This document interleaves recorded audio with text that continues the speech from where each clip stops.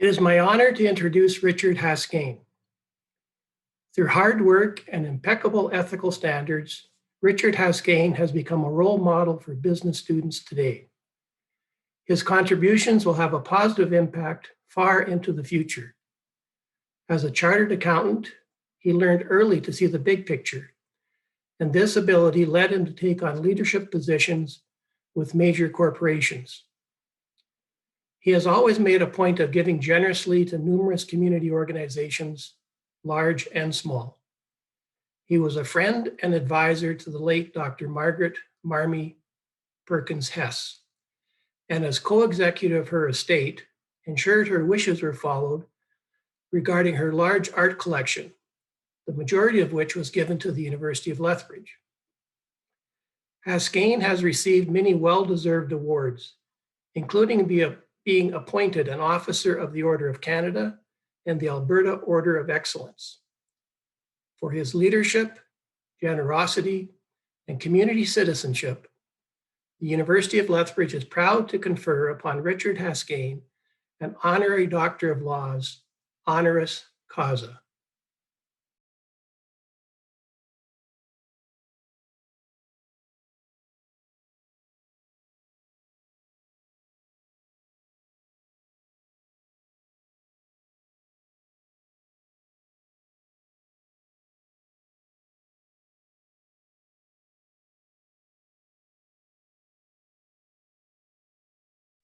I invite Richard Haskayne to address the graduates. After the formalities, I would just want to say to the Chancellor, the President, Board Chair, honored guests, and indeed today's graduates, that's why we're here. Who could have ever guessed when you started university here a few years ago that we'd be doing this online? That's technology and the world has changed. And I applaud the University of Lethbridge for handling this in the way that they're doing it. And of course, number one, for me personally, I'm very honored to be considered an honorary doctor at the University of Lethbridge. I've been associated with the university in an indirect way with the former president, was a fraternity brother of mine who came from the US. I've given the odd lecture there for people who were guests in terms of the accounting courses and so on and so on. So I've had a long association with Lethbridge. In fact, I just had a meeting yesterday with one of the former graduates, and I didn't even know that he'd gone there, but he started there when the university was only 1,000 people. So anyway, I've got a long association and admire the people there. And of course, the rest goes without saying. I just want you to know that I was a kid from Gleason in 1953 when I started university, and was considered an out-of-towner because I was a small-town kid, and the people from Calgary were city people. And let me tell you that while that may still be the same, many people from the business school and the total university came from smaller communities. And I got to tell you that the benefits I received from that in subsequent life, which I'll try to explain, has been incredible. And so I'm so appreciative of that.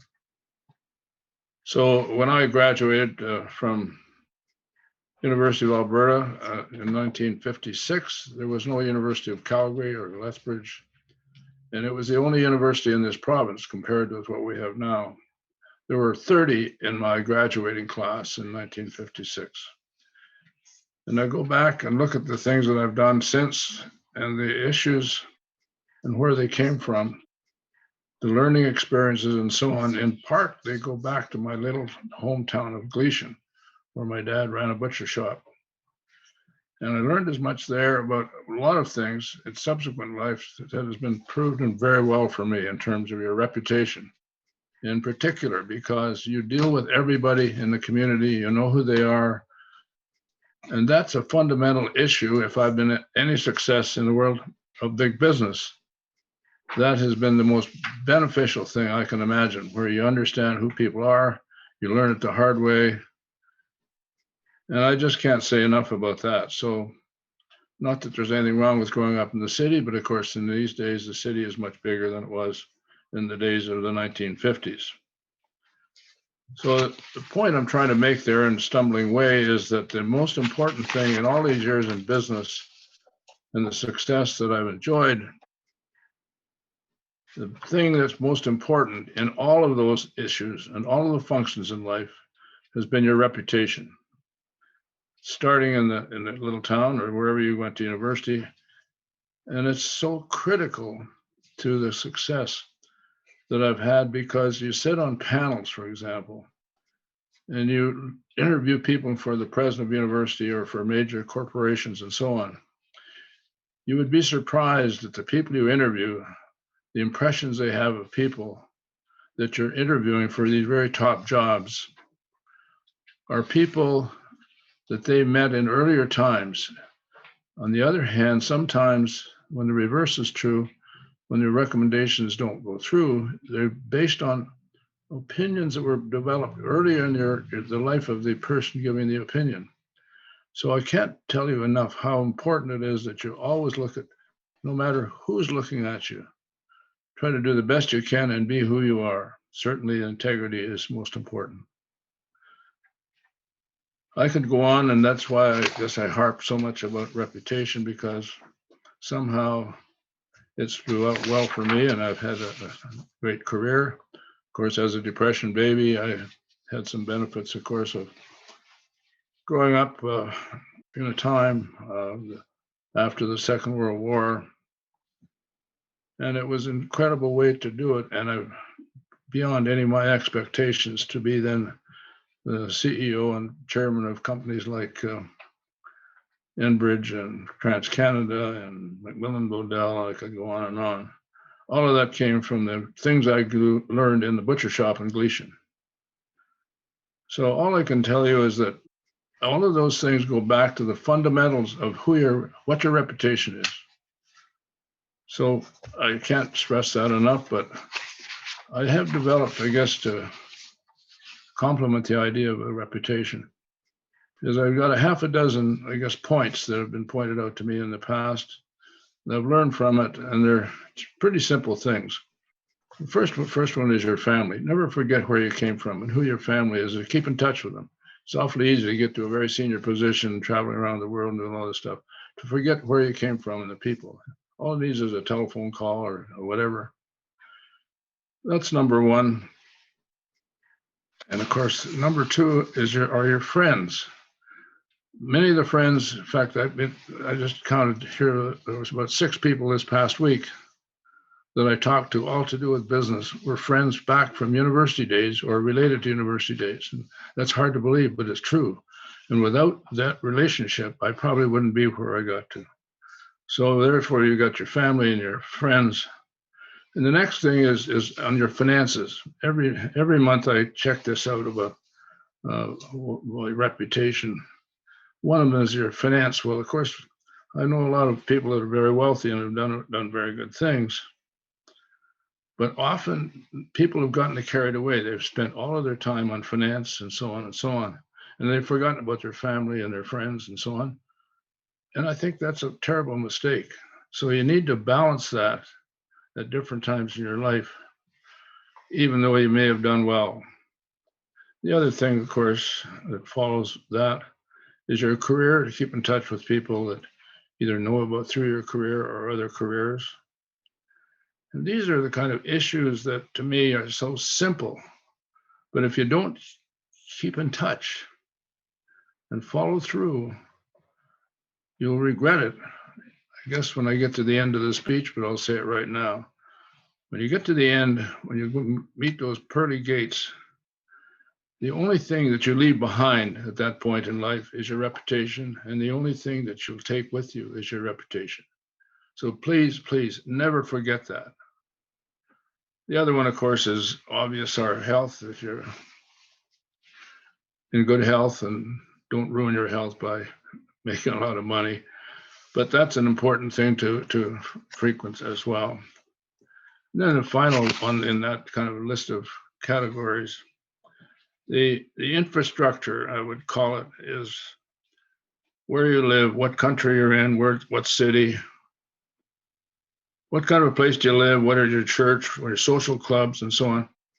those are all issues that we need to keep track of virtually every month. I go through this little checklist I talked about. And that's an important one because often we don't do that properly. What I'm rambling on about is perhaps for too long, but the main thing I'm trying to get across to you is the importance of your reputation. And that is awfully easy to talk about, but you must do it. Every month I do this thing. I run through and say, how have I done? Have I kept in touch with my kids? And I've done this and that. So that's really all I have to say. And I've probably gone over time, but it's been a wonderful honor to be treated in this way. I've received other designations, but the University of Lethbridge is a favorite of mine. And I just wanted to comment that the graduates from there will be on the world in a different world than we have known in the past. It is incredible that even this convocation wouldn't ever be dreamed of a year ago, let alone 10 or 20 years ago. So the thing I'd like to say that we in Canada don't realize how lucky we are. We bitch at what goes on, and that's fair to say. In many ways, that's been good and helpful to us. But I don't think, and I can say this with some degree of authority, I've traveled around the world and probably on business in so many boards, and the thing we did on a thing called the ship is that we don't realize how lucky we are in the last 100 countries I've visited. And that was recently demonstrated in a magazine called the U.S. News and World Report. It's a famous magazine that's been going for 30 years. And every year they rank countries by a whole bunch of definitions. This last one just came out, Nancy, it's over here somewhere, is pointing out that Canada is now rated #1 in the world out of 140 countries. And well, that sounds like bragging. We deserve that because this country has done every damn thing that I know you could do, and we're going to continue. So your job as graduates is to make sure that we retain that reputation. So I can't say that enough, and I'm very proud of it. And I just wish everybody well in the future and making Canada even better than it is today. Thank you very much, Mr. Chancellor, Chairman, and graduates, all the very best. Bye.